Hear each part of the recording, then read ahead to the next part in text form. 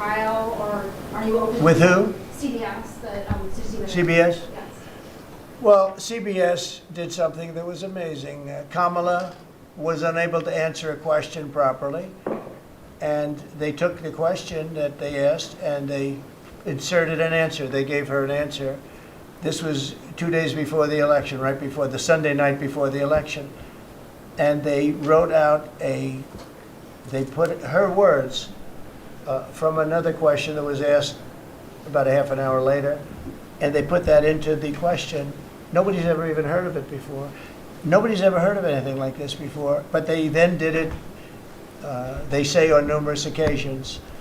And the FCC is looking at it very strongly, and everybody's looking at it, but nobody's ever seen anything. Think of it, they took her answers and they changed them.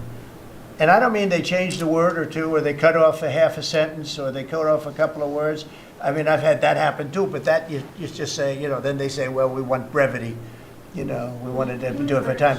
They took out her answer and they inserted an entirely different answer that made her sound competent.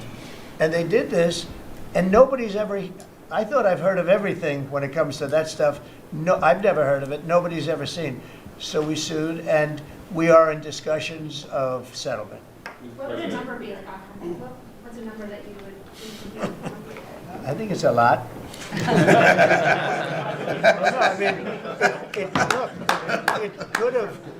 It probably did affect the election. I mean, we won by a lot.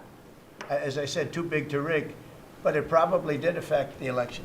Probably could have won by more, but I could have lost the election because of that.